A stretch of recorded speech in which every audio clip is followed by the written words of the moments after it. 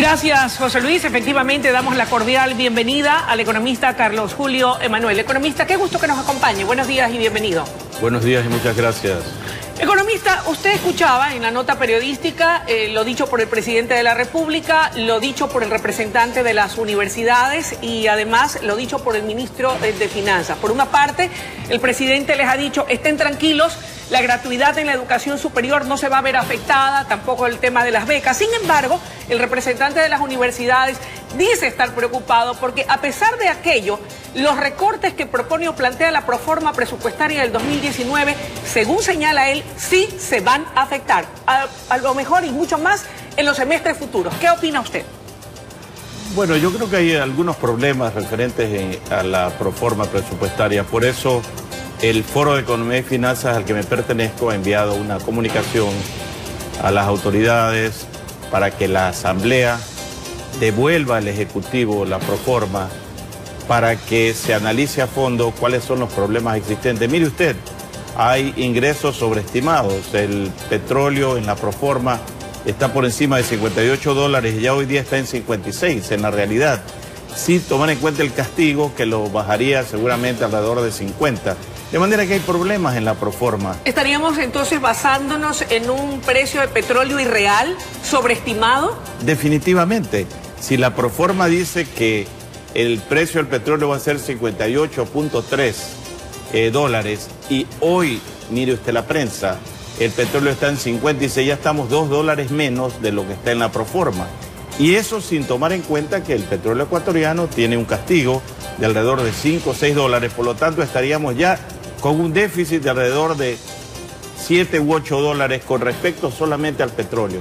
Por eso es que hemos pedido que la proforma se devuelva al Ministerio de Finanzas para que se analice a fondo cuál debe ser la realidad presupuestaria. ¿Y cuál debería ser la realidad presupuestaria en el punto específico del petróleo al que usted ha hecho referencia? Mire, si uno quisiera realmente manejar el presupuesto conservadoramente, debería poner el petróleo a 40 dólares, porque si el petróleo sube, pues sería una bonanza para el país, pero si baja como ha estado bajando y se prevé que para este año venidero la demanda del petróleo va a disminuir y la oferta va a aumentar. Acuérdese usted que Estados Unidos ahora tiene un rol protagónico en materia petrolera, de manera que no debemos estar pensando solamente en el tema del petróleo como algo que nos va a sacar del problema en el que estamos. ¿Pero no nos bajamos demasiado a 40 dólares? Pero el problema es que si usted maneja las cosas conservadoramente y el petróleo está por encima de eso, pues muy bien para el Ecuador. Pero si ocurre al revés como está pasando ahora, de repente usted generó expectativas que no se van a poder cumplir. Ok. En el tema del petróleo, usted dice no podemos pensar en depender exclusivamente de precios altos en petróleo. ¿Qué otra cosa o de qué otra cosa podríamos agarrarnos, tomando en consideración la crisis económica que vive el país? El problema de la crisis económica del Ecuador es que los ingresos del gobierno se quedan cortos frente a los egresos en términos anuales en alrededor de 8.000 millones de dólares. Por eso esta proforma dice que el Ecuador va a requerir financiamiento del orden de 8.100 millones de dólares. Ajá. ¿Cuánto fue el requerimiento financiero para este año que está por terminar? 8.400 millones, es decir, no ha cambiado absolutamente nada. ¿Y qué significa esto, Luisa? Que si usted necesita financiamiento de 8.000 millones de dólares en números redondos en un año, usted requiere conseguir alrededor de 600 millones de dólares mensuales que le hacen falta para poder pagar todo lo que hay que pagar, universidades, médicos, etcétera. Definitivamente, pues es una situación que lo lleva al ministro de Finanzas a proponer operaciones como las que se acaban de proponer, de entregar 1.250 millones en bonos y recibir 500 millones. Estos son préstamos que se inventaron hace como 500 años en la Lombardía, en Italia. Son los préstamos lombardos. O sea, usted coge 500 millones de dólares y tiene que dar 2,5 veces en garantías, en colateral.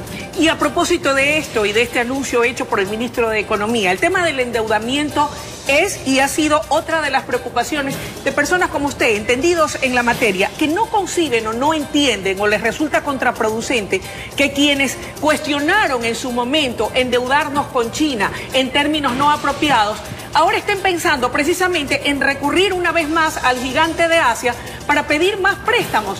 ¿Es pertinente? Y si se lo hace, ¿en qué términos debe hacérselo? ¿Por qué no podemos recurrir a otros organismos internacionales? ¿Acaso no somos sujetos de crédito o qué es lo que pasa? Bueno, es interesante lo que usted dice porque quien manifestó eso fue el actual ministro de Finanzas.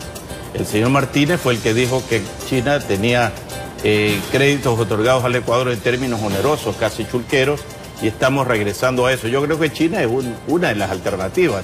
Yo no estoy descartando a China, es más, yo propuse anteriormente, me parece aquí mismo con usted, que el Ecuador lo que debería hacer con China es decirle, le debemos 8.000 millones de dólares, aquí hay un bono a 20 años plazo, al 5% de interés, con 5 años de gracia, le estoy pagando de esta manera porque no puedo hacerlo de otra forma.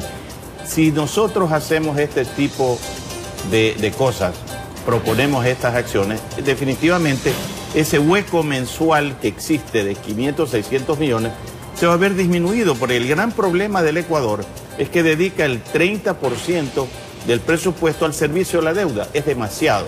30% a sueldos y salarios, es demasiado.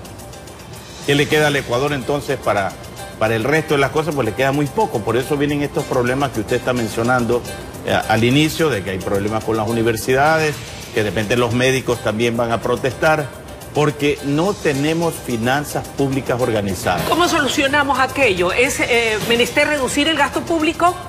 Definitivamente, definitivamente. Nosotros propusimos desde el Foro de Economía y Finanzas la presupuestación base cero hace tiempo, Luisa. ¿Qué quiere decir aquello para que nuestros televidentes lo entiendan? Eso lo que quiere decir es que todos los ministerios, cuando hacen el presupuesto, deben comenzar de cero. No deben usar las cifras del año anterior y aumentarle un porcentaje por la inflación. Es lo mismo que hace usted, o hago yo, o hace cualquier persona que hace las compras semanales para su casa. Lo que hace es preguntar a la empleada doméstica qué tenemos en la despensa para no tener que comprar. Si la semana pasada compramos 10 libras de arroz y tenemos todavía 3 libras, no hay que volver a comprar 10, pues habrá que comprar 7. Eso es la presupuestación base cero. Todo el tiempo debe comenzar de cero y luego comenzar a hacer el presupuesto. Si el presupuesto no es devuelto por la Asamblea para que el Ejecutivo haga esas modificaciones y ajustes y se aprueba como tal, ¿qué es lo que va a pasar en el Ecuador? Bueno, vamos a tener problemas como lo que usted ha estado señalando, como los que señaló el presidente. No se preocupen, si va a haber plata para las universidades. Y seguiremos en las mismas. Cuando no va a haber. Yo creo que el Ecuador requiere en estos momentos, Luisa, de medidas más audaces, porque estamos enfrentando una crisis grave. ¿Como por ejemplo? Como por ejemplo bajar los impuestos. Bajar los impuestos como lo hace Estados Unidos, como lo ha propuesto esta versión portuguesa de Trump, que es el señor Bolsonaro, a través de su nuevo ministro de Economía, el señor Paulo Guedes, ha prometido que en su gobierno van a bajar los impuestos. ¿Aquello daría resultado aquí en el país? Pero por supuesto, siempre da resultados bajar los impuestos, porque eso deja el dinero en el bolsillo de la gente, con lo cual aumenta el consumo, se dinamiza la demanda y crece la economía. Eso ocurre en todo el mundo, Luis. Ok, no se inventa la pólvora en todo caso. No se inventa la pólvora. Para finalizar, Ecuador recibirá más de 4.616 millones de dólares, de acuerdo a lo que dice el presupuesto, de un organismo internacional no identificado. ¿Qué razones válidas podrían haber existido para obviar el nombre de dicho organismo? ¿O es que no existe? Bueno, eso es una pregunta directa al ministro de Economía y ojalá se la hagan en la Asamblea. Puede ser que se esté refiriendo a los organismos financieros multilaterales, puede ser que sea solamente el Fondo Monetario, el Banco Mundial, pero sí hubiera sido importante que se diga que ese es un financiamiento que va a venir del exterior. Ahora, hay que tomar en cuenta lo siguiente, Luisa. El Fondo Monetario Internacional, entidad en la que yo trabajé por alrededor de 5 años, tiene como costumbre proponer condiciones que a veces no son las más adecuadas para el momento que vive el país. Por ejemplo, en los actuales momentos, Ecuador de ninguna manera requiere un aumento de los impuestos.